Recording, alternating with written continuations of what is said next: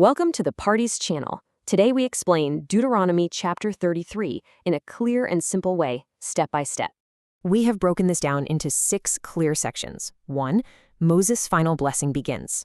2. The majesty of Sinai. 3. Blessings for Reuben, Judah, and Levi. 4. Blessings for Benjamin and Joseph. 5. Blessings for the remaining tribes. And finally, 6. The eternal God's protection. Let's jump right in. Section 1. Moses' final blessing begins. This sets the context of chapter 33. Okay, let's set the stage. Moses is at the very end of his life. After leading the Israelites for 40 grueling years through a harsh wilderness, they are finally standing on the edge of the Jordan River. Moses knows he isn't going to cross over with them. So in verse 1, he gathers the tribes together for one final farewell. The text specifically calls him the man of God, which really establishes the immense weight and divine authority behind what he's about to say. This isn't just an aging leader giving a casual goodbye speech. This is a prophetic destiny being spoken directly over the people right before he dies. Section 2. The majesty of Sinai, setting the divine stage. Before Moses even begins to speak to the individual tribes, he frames this entire final speech by remembering God's incredible, awe-inspiring power. In verse 2, he says, "The Lord came from Sinai and dawned over them from Seir. He shone forth from Mount Paran." He's using these geographic locations to paint a vivid picture. It's like a grand, sweeping sunrise of divine power. He describes God arriving with myriads of holy ones to deliver the fiery law to Jacob.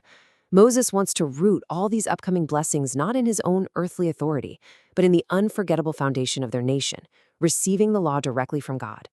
Now, as we get to verse 5, there's a unique word that pops up, Jeshurun. You might be wondering, what exactly is that? Well, it's simply a poetic, highly affectionate name for the nation of Israel. It literally translates to the upright one. Moses uses it here to describe God as king when the leaders and the tribes assembled together. It's his way of warmly affirming that God is the true eternal sovereign of this beloved nation, just as he prepares to pass the torch. Section 3. Blessings for Reuben, Judah, and Levi, the first set of tribes. We now move strictly sequentially into the individual destinies, starting in verse 6, with Reuben. Reuben was the firstborn, but his blessing is surprisingly brief. Moses just prays, "Let Reuben live and not die, nor his men be few." It's a straightforward, almost desperate plea for the tribe's basic survival. Then, in verse 7, the focus shifts entirely to Judah. Judah's blessing is all about military strength and leadership.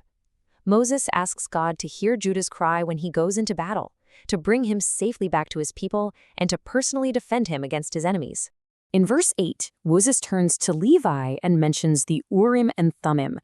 If you aren't familiar, these were actual physical sacred items kept by the high priest to seek God's specific guidance and will. Moses recalls how this tribe was severely tested in the wilderness at places called Massa and Meribah. And it was through those intense trials that the Levites really proved their absolute, unwavering loyalty to God, earning them this unique priestly role. Verses 9 through 11 go deeper into why Levi is so favored, and it's pretty intense. Verse 9 says Levi had no regard for his own father, mother, brothers, or children. Now that doesn't mean they literally hated their families, but it means they placed guarding God's covenant strictly above their own blood ties. Because of this incredible dedication, their destiny is set. They get to be the teachers of the law for all of Jacob, and they are the ones tasked with offering incense and burnt offerings on God's altar. Moses wraps up their blessing by asking God to strike down anyone who tries to rise up against them. Section 4. Blessings for Benjamin and Joseph, covering security and bounty. Moving right along to verse 12, the imagery shifts dramatically to the tribe of Benjamin. Moses calls Benjamin the beloved of the Lord and says he rests secure, shielded all day long, between his shoulders. I absolutely love this imagery. Think of a father carrying his child safely on his back, totally protected from harm. That is exactly the kind of deep, intimate security Moses is pronouncing over Benjamin. Then, in verses 13 through 17, Moses pours out the most expansive blessing of the whole chapter on Joseph, which actually encompasses his 2 tribes, Ephraim and Manasseh. It's a massive declaration of agricultural wealth and military might.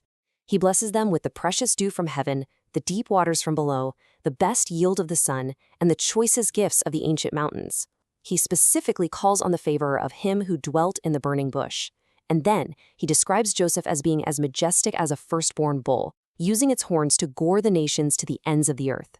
It is a picture of unstoppable physical and material power. When we put these side by side, it's fascinating. You have Levi's destiny, which is deeply spiritual, centered around the altar, teaching the law, and guarding the covenant. And right next to it, you have Joseph's destiny, which is intensely material and physical, focused on vast agricultural bounty and wild ox-like military strength. It perfectly illustrates how within one nation, God establishes entirely different yet equally essential roles. Section 5. Blessings for the remaining tribes, from coast to mountain. Let's keep walking step by step through verses 18 through 21. For Zebulun and Issachar, Moses foretells maritime and trade wealth. They will rejoice in their tents and their travels, literally pulling abundance from the seas and treasures hidden deep in the sand. Then we get to Gad in verse 20. Gad is described with serious ferocity, like a lion that tears at an arm or a head. Gad boldly chose the best portion of land for himself, the leader's portion, but importantly, he remained completely righteous and obedient, fighting alongside Israel to carry out the Lord's justice. The final three tribes are covered in verses 22 through 25. Dan is briefly described as a leaping lion's cub springing from the region of Bashan. Naphtali gets prime real estate, described as abounding with God's favor, and positioned southward toward the lake, meaning the Sea of Galilee. And finally, Asher. Asher is called most blessed. His land is going to be so incredibly rich with olive trees that it's poetically described as him bathing his feet in oil. Plus, his security is going to be absolute, with gates made of impenetrable iron and bronze ensuring his strength lasts a lifetime. Section 6. The Eternal God's Protection, the Grand Conclusion. For these final verses, 26 through 29, Moses zooms all the way out. Having spoken to every single tribe, he lifts his eyes back to the heavens. He says there's absolutely no one like the God of Jeshurun, riding through the clouds in majesty to help his people. And verse 27 gives us one of the most comforting, profound statements in the entire text. The eternal God is your refuge, and underneath are the everlasting arms. Think about that. No matter what happens, the eternal God is there, supporting them from beneath. Verses 28 and 29 bring this chapter to a totally triumphant close. Because God is holding them up, Israel is going to live in safety, secure in a lush land full of grain and new wine, watered by the dew of the heavens. Moses asks, "Who is like you, a people saved by the Lord?" With God acting as their personal shield and their glorious conquering sword, their enemies are going to cower before them, and Israel will literally trample down their high places. So what do we actually take away from all this? First, just like the 12 tribes, we need to recognize that we all have entirely different, unique roles and strengths, and that's exactly how it's supposed to be. Second, we can look at Levi and learn to deeply value God's instruction and covenant above our own comfort or convenience. And most importantly, we must remember that true lasting security doesn't come from iron gates or agricultural wealth. It comes from resting in those everlasting arms of the eternal God. Let's do a really quick recap to lock this all in. We watched Moses, the man of God, deliver his final prophetic farewell. We grounded that blessing in the fiery majesty of God at Sinai. We walked step by step through all 12 distinct, highly specific destinies spoken over the tribes. And we concluded by zooming out to see God riding the clouds, acting as the ultimate eternal shield for his people. As we finish this walkthrough, I want to leave you with something to chew on. Considering the wildly diverse blessings we just read about, from teaching to trade, from fighting to farming, what is your unique blessing today? And more importantly, how are you going to use it? Thank you for learning with us. If this helped you understand the chapter better, like, subscribe, and join us for the next chapter.